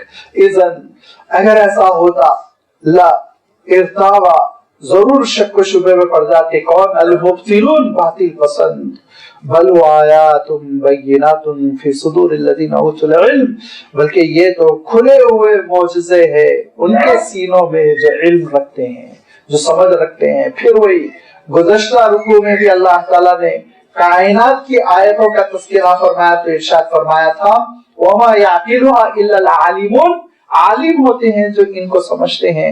और जब कुरान की आयत, किताब की आयत का तज़किरा फरमाया तब भी इरशाद फरमाया, बल आयातुन बय्यिनातुन फी सुदूरिल लज़ीना उतुल इल्म, जिसके बारे में मैं कहता हूँ इल्म से वाबस्तगी असल तरक्की। याद रखिए, इल्म से वाबस्तगी, सीखना। जब इंसान सीखता नहीं और जब वो इल्म नहीं हासिल करता, बड़ी गलत फहमियों में पड़ा रह जाता है, ऐसी गैर दानिशमंदाना बातें करता है जिसकी वजह से शर्मिंदगी होती है कि एक साहब कहने लगे, मैं ये मानता ही नहीं कि कुछ साइंसदान चांद पर पहुंच गए होंगे। कहा क्यों आप नहीं मानते? उन्होंने कहा मैं इसलिए नहीं मानता हूँ, हम चांद को देखकर रमजान करते हैं, चांद को देखकर ईद करते हैं। मैं ये कैसे मान लूं कि चांद पर जाके वो गलाजत किया, पेशाब किया, उस चांद को देखकर हम ईद करें, उस चांद को देखकर हम बकरीद करें। और वो बेचारा इल्म से इतना महरूम, उसको मालूम ही नहीं कि वहाँ ना पेशाब कर सकते हैं, ना गलाजत कर सकते हैं, अपना ड्रेस उतार ही नहीं सकते। वहाँ पे ड्रेस उतारेंगे तो वापस नहीं आ सकते। पैक जाते हैं, पैक आते हैं, जितनी चीजें ले गए थे वो सारी नीचे लेकर आ जाते हैं। अब वो बेचारे पढ़ते लिखते तो ऐसी बेवकूफी की बातें न करते जिसकी वजह से मुसलमानों को आलमी स्टेज पे शर्मिंदा होना पड़ता है। लोग हंसते हैं। फिर अल्लाह ताला इरशाद फरमाता है, इल्म से जुड़ जाओ, इल्म से जुड़ जाओ। अल्लाह ताला क्या इरशाद फरमाया, जैसे ईमान की बुनियाद पर तुम्हारे दर्जे बुलंद होते हैं, वैसे ही इल्म की बुनियाद पर भी तुम्हारे दर्जे बुलंद होते हैं। ईमान के साथ अल्लाह ताला ने इल्म को रखा। क्या इरशाद फरमाया, यरफ़इल्लाहु अल्लज़ीना आमनु मिनकुम वल्लज़ीना उतुल इल्म दरजात, तुम्हारे में से जो ईमान वाले हैं और जो इल्म वाले हैं उनके दर्जों को हम बुलंद करेंगे। लिहाजा आप सल्लल्लाहु अलैहि वसल्लम इरशाद फरमाया करते थे, ला यशबा अल मुमिन मिन खैरिन यस्मउ हत्ता यकुन मुंतहाहु अल जन्ना, मोमिन इल्म हासिल करने से कभी सैराब नहीं होता, कभी नहीं, किसी जिंदगी के मरहले में नहीं। बूढ़ा हो जाए, कमजोर हो जाए, इल्म हासिल करता रहता है, यहाँ तक कि वो जन्नत पहुंच जाता है, यहाँ तक कि वो जन्नत पहुंच जाता है। ये इल्म है जो इंसान को फरिश्तों का मस्जूद बनाया। हजरत आदम अलैहिस्सलाम को अल्लाह ताला ने अस्मा ही तो सिखाए थे, वअल्लम आदम अल अस्मा, जिसकी बुनियाद पे फरिश्तों को कहा कि तुम आदम के लिए सजदा रेज़ हो जाओ। तो ये इंसान को नुमाया करने वाली सिफत, बुलंद करने वाली सिफत, ये इल्म से मुसलमान का रिश्ता टूट जाए, ये ऐसे ही है जैसे मछली का रिश्ता पानी से टूट जाए। मछली का रिश्ता पानी से टूट जाए। मुसलमान, उसको दौलत मिले न मिले, उसको रोटी मिले न मिले, उसको सर छुपाने के लिए छत मिले न मिले, लेकिन वो बगैर इल्म की जिंदगी नहीं बसर कर सकता है। और ये कैफियत सहाबा की हुई, ये कैफियत अइम्मा की हुई, कैसी बड़ी बड़ी कुर्बानियां दी अइम्मा ने इल्म के हुसूल के लिए, कि माँ अपने बच्चे को रुखसत कर रही है और रुखसत करते हुए उसके पास 2 रुपए नहीं बच्चे को सफर के लिए दे दे कि जाओ तुम सफर में ये पैसे रख लो, इससे खाने पीने की चीजें खरीद लो। माँ कह रही है बेटे मेरे पास सिर्फ 2 चादरें हैं मैं जो तुमको दे रही हूँ, इसके सिवा कोई सरमाया नहीं।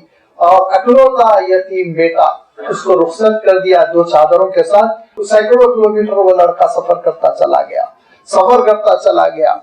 उसके बाद आप अपनी इस्तिलाहों में वो लफ्ज इस्तेमाल कर लीजिए कि उसका एडमिशन भी अप्रूव हो गया, दाखिला भी मिल गया और क्लासरूम में वो पहुंच गया। और उसके बाद से वो यतीम कमजोर सा लड़का, उसको वो उन लोगों से मुकाबला नहीं कर सका। सुबह सुबह जब क्लास शुरू हुई, जोड़े चाको चौबंद थे और बहुत तेजी के साथ बैठते चले गए। वो लड़का बेचारा पीछे बैठा हुआ है, एक किनारे बैठा हुआ है। क्लास शुरू हो गई। मस्जिद नबवी में ये दर्जा लगा हुआ है हिफ्ज का, ये हदीस शरीफ का। और वो लड़का बैठा हुआ है और फिर क्लास हो रही है, लेक्चर हो रहा है। और क्लास कौन ले रहा है? क्लास लेने वाले इमाम मालिक रहमतुल्लाह अलैह, जिनके बारे में कहा गया इमाम दारिल हिजरा, मदीने मुनव्वरा का इमाम उनको बिल इत्तेफाक माना गया। इमाम मालिक रहमतुल्लाह अलैह क्लास ले रहे हैं और वो लड़का एक किनारे बैठा हुआ है। उसके बाद क्लास खत्म हुई 2.5-3 घंटे के बाद इमाम मालिक रहमतुल्लाह अलैह ने उस लड़के को बुलाया और कहा कल से तुम मेरी क्लास में नहीं शरीक हो सकते। मैंने कल शाम तुम्हारी रग़बत देखी थी, तुम्हारा इश्तियाक देखा था इल्म हासिल करने के लिए, इसीलिए मैंने तुमको इजाजत दी थी, लेकिन आज मैं कह रहा हूँ कल से तुम मेरी क्लास में नहीं बैठ सकते। उस लड़के ने कहा कि हुजूर क्या कसूर हुआ? हमारे और आपकी तरह थोड़ी कि हमारे पास तो हुआ ये कि एक यूनिवर्सिटी में एग्जाम हो रहा था और एक साहिबजादे चीटिंग कर रहे थे, तो उस्ताद आगे जो इन्विजिलेटर थे वो चेकिंग करते हुए आगे और वो पर्ची खींचना चाहे तो उसने स्टूडेंट ने कहा 1 मिनट ठहरिए, पर्ची ऐसा रखा, ऊपर चाकू लगाया, कहा अब निकाल के ले जाइए आप। तो वो बेचारे उस्ताद ये सोचे कि मैं बच्चों को कहाँ अपने यतीम करूं, लिहाजा उसको चीटिंग करता हुआ छोड़ के चले गए। आज तालीम गाहों का ये आलम हो गया उस्ताद के सिलसिले में कि उनको चाकू दिखाने में भी गुरेज नहीं। ये वो जमाना है जहाँ पे कि उस्ताद से बड़ी मोहब्बत की जाती थी। लिहाजा उस्ताद ने कहा कल से तुम नहीं आ सकते मेरी क्लास में। लड़के ने कहा अभी स्ट्राइक कर दूंगा, एहतजाज कर दूंगा, दरवाजे पे बैठ जाऊंगा। कहा नहीं। लड़के ने कहा कि हजरत क्या कसूर हुआ, अगर आप बतला दें तो मैं आपकी तामील करूंगा, आपकी फरमाबरदारी करूंगा, आपका हुक्म मान लूंगा। तो कहा देखो 2 चीजें मैंने देखी जिसकी वजह से मुझे अफसोस हुआ और मैं समझता हूँ कि एक अच्छे तालिब इल्म तुम साबित नहीं हो सकते। और वो क्या है 2 चीजें? कहा पहली चीज तो तुम लेट आए, आखिर में बैठे हुए थे। कहा नहीं, मेरा पहला दिन था और मैं समझा फजर बाद क्लास होगी तो धीरे धीरे लोग आएंगे और बैठेंगे। मुझे नहीं मालूम था कि लोग तहज्जुद से आके जगह बना लेते हैं। कल से आप देखेंगे मैं सबसे आगे रहूंगा, तहज्जुद से पहले आके मैं बैठ जाया करूंगा। दूसरी चीज क्या है फरमाइए? कहा दूसरी चीज ये कि मैं जब तालीम दे रहा था, दर्स दे रहा था, तुम खेल रहे थे। तो कहा नहीं मैं तो नहीं खेल रहा था। कहा तुम खेल रहे थे, मैंने बराबर तुमको देखा कि तुम ऐसे ऐसे हाथ से खेल रहे थे। कहा नहीं मैं खेल नहीं रहा था, मेरे पास ना कापी थी ना कलम था, इतने पैसे नहीं थे कि मैं कापी लूं और इतने पैसे न थे कि मैं कलम लूं, लिहाजा मैं हाथ से हाथ पर लिख रहा था। तो कहा तुम हाथ से लिखने से क्या तुमको फायदा हो रहा था? कहा हाँ, उससे मैं याद कर रहा था, क्योंकि इंसान का आलम यह है कि इंसान के जितने ऑर्गन्स जिस काम में मशगूल हो जाते हैं उतना ज्यादा उसको फायदा होता है। सिर्फ आंख से देखे तो 25%, आंख के साथ जबान भी इस्तेमाल करे 50%, हाथ भी इस्तेमाल करे 75%, जबान से भी रखता चले जाए 100%। जितने ऑर्गन्स, ये साइंटिफिक मसला है کہ کسی چیز کے حصول میں جتنے آرگنز شامل ہوں گے اتنا زیادہ اس کو فائدہ ہوگا. تو اس لڑکے نے کہا میں لکھ رہا تھا, آپ جو لیکچر دے رہے تھے اس کو میں ہاتھ سے ہاتھ پر لکھ رہا تھا, کاپی اور قلم تو میرے پاس ہے نہیں. تو امام مالک نے کہا کیا لکھنے سے تم کو یاد ہو گیا؟ کہا جی یاد ہو گیا. کہا میرا سبق سنو. اس لڑکے نے پورا سبق سنایا بنو آن. تو امام مالک رحمۃ اللہ علیہ نے کہا کہ لڑکے کل سے تمہارا پورا خرچہ تمہاری زندگی بھر یا میری زندگی بھر میرے ذمہ ہے, میں دیتا رہوں گا. لہذا امام مالک رحمۃ اللہ علیہ اس نوجوان کا خرچہ اپنی وفات تک دیتے رہے اور اس لڑکے کو دنیا نے بعد میں امام شافعی رحمۃ اللہ علیہ کے نام سے جانا. یہ وہ امام شافعی تھے جو علم حاصل کرنے بغیر ایک سکہ لیے, ایک روپیہ لیے, یتیم لڑکا تنہا اکلوتا اپنے ماں کا نور نظر سہارا ہوتا ہے, 2 چادروں کے ساتھ نکل پڑا قافلے میں اجنبی. مکہ مکرمہ سے چلتے چلے گئے, مدینہ منورہ میں امام مالک کے شاگرد ہوئے, پھر مصر گئے, پھر شام گئے, کتنے ملکوں کا سفر کیا اور اس کے بعد پھر دنیا میں امام بن کر ابھرے. یہ اہل ایمان علم سے جڑے ہوتے ہیں, علم سے جڑے ہوتے ہیں. علم صرف اسکول یونیورسٹی مدرسے میں نہیں, یاد رکھیے علم تو ہر جگہ ہے. علم کتابوں میں ہے, علم صحبتوں میں ہے, علم تحقیق میں ہے, علم ریسرچ میں ہے, علم جستجو میں ہے. اس کو آپ اپنی طبیعت بنائیے. ہمارے یہاں MBBS کر لیا تو بہت ہی بڑا تیر مار لیا, اب اچھے خاندان میں داماد بن گیا, زندگی بسر کر لی. نہیں, یاد رکھیے مسلمان کبھی اکتفا نہیں کرتا, آگے بڑھتا چلا جاتا, تحقیق کرتا ہے, جستجو کرتا ہے, وہ دنیا کو دیتا ہے, صرف دنیا سے لینے کے لیے اس دنیا میں نہیں آتا. یہ ہے ایمان والوں کا. کتنی عظیم شان ہم لوگوں نے کتابیں لکھی, آپ تاریخ اٹھا کر دیکھیے کہ اس زمانے میں جو جبکہ طب کو کوئی جانتا نہیں تھا, طب کے پاس سے واقف نہیں تھا, مسلمانوں نے 18 جلدوں میں کتاب لکھی. الحاوی فی الطب 18 جلدوں میں. حکیم زکریا رازی گزرے جنہوں نے یہ کتاب لکھی عربی میں, اور دنیا میں آج تک وہ کتاب بیس سمجھی جاتی ہے بہت ساری تحقیقات کا. جغرافیہ ہم نے مدون کیا اور الجبرا ہم نے دنیا کے سامنے دیا, اور اسپین کو ہم نے انٹرنیشنل یونیورسٹی بنایا جہاں سے پوری یورپین قوموں نے علم سیکھا. اور اس کے بعد پھر مسئلہ یہ ہوا کہ ہم ہی سو گئے داستہ کہتے کہتے, آج زوال آ گیا. علم سے ہم اتنا دور ہو گئے کہ ریزرویشن مانگتے مانگتے تھک نہیں رہے ہیں. لہذا اللہ تعالیٰ ارشاد فرماتا ہے کہ یہ قرآن پاک معجزہ ہے, اس کی ایک ایک آیت معجزہ ہے, لیکن کون سمجھے گا؟ اہل علم سمجھیں گے. بل آیات بینات فی صدور الذین اوتوا العلم وما یجحد بآیاتنا الا الظالمون. ظالم ہی میری آیتوں کا انکار کرتے ہیں, ظالم ہی میری آیتوں کا انکار کرتے ہیں. وقالوا لولا انزل علیہ آیات من ربہ. لوگ کہہ رہے ہیں کہ آپ صلی اللہ علیہ وسلم پر اللہ کی جانب سے معجزے, اللہ کی نشانیاں کیوں ظاہر نہیں ہو رہی؟ صالح کی اونٹنی کی طرح, صالح علیہ السلام کی اونٹنی کی طرح اونٹنی, حضرت موسیٰ علیہ السلام کے عصا کی طرح عصا, حضرت موسیٰ علیہ السلام کی ید بیضا کی طرح ید بیضا, حضرت عیسیٰ علیہ السلام کے نفخے کی طرح, دم کرنے کی طرح دم کرنے کا اور پرندے میں جان پڑ جانے کا معجزہ کیوں نہیں ظاہر ہو رہا ہے؟ ایسا کیوں نہیں ہو رہا ہے جب یہ بھی اللہ کے رسول ہے, وہ بھی اللہ کے رسول تھے, تو معجزہ ظاہر ہونا چاہیے تھا. قل انما الآیات عند اللہ. معجزات ظاہر کرنا یہ اللہ کے پاس سے ہے. آپ یہ کہیے وَإِنَّمَا أَنَا نَذِيرٌ مُبِينٌ, میں تو کھلا ہوا آگاہ کرنے والا ہوں. یہ آپ کہیے اے اللہ کے رسول. اور اللہ تعالیٰ خود کیا فرما رہا ہے؟ أَوَلَمْ يَكْفِهِمْ أَنَّا أَنزَلْنَا عَلَيْكَ الْكِتَابَ يُتْلَى عَلَيْهِمْ. کیا ان کے لیے کافی نہیں ہے کہ یہ کتاب جو ہم نازل کر رہے ہیں, جس کی تلاوت ان کے سامنے کی جا رہی, یہ کتاب خود ایک معجزہ, اس کی ایک ایک آیت معجزہ ہے, اس کا ایک ایک حرف معجزہ ہے, اس کی ایک ایک تعلیم, ایک ایک ہدایت معجزہ ہے, اس کا ایک ایک حکم معجزہ ہے. لہذا وجوب الاعجاز یعنی معجزہ ہونے کی وجہ ایک سبجیکٹ ہے جس پہ 20 کتابیں لکھی گئی. فرمایا اولم یکفیہم انا انزلنا علیک الکتاب یتلی علیہم.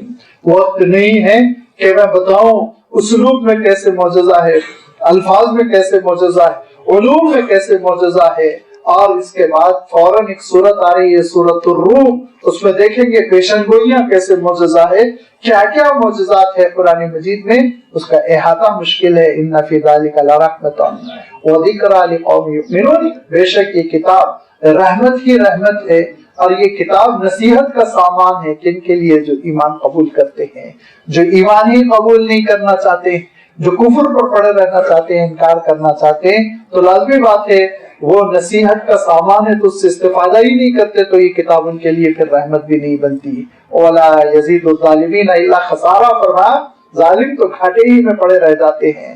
لہذا اللہ کی کتاب پر ایمان، اور اس ایمان کا نتیجہ کتاب کی تلاوت، اور تلاوت کا حق تدبر سمجھنا، اور تدبر کا نتیجہ عمل، اللہ کی کتاب ہماری زندگی میں نافذ ہو، اور اس کا اہم ترین حکم نمازوں کی اقامت، اور پھر بندے مومن کی شان حصول علم۔ یہ ہے تقاضا اللہ تعالیٰ کی کتاب کا، جس کا اللہ تعالیٰ تذکرہ فرما رہا ہے، اور آگے چل کے اللہ تعالیٰ ان چیزوں سے جو محروم، جو دور پڑے ہوئے بندے ہیں، ان کا نتیجہ کیا ہوگا ان کا بھی تذکرہ فرمایا، اور ان صفات سے متصف جو ہیں ان پر اللہ کی رحمتیں کیسے ہوں گی جنتوں کی شکل میں، اس کا بھی تذکرہ فرمایا، جس کی وضاحت انشاءاللہ آئندہ اتوار آپ کی خدمت میں رکھی جائے گی۔ وآخر دعوانا ان الحمد للہ رب العالمین۔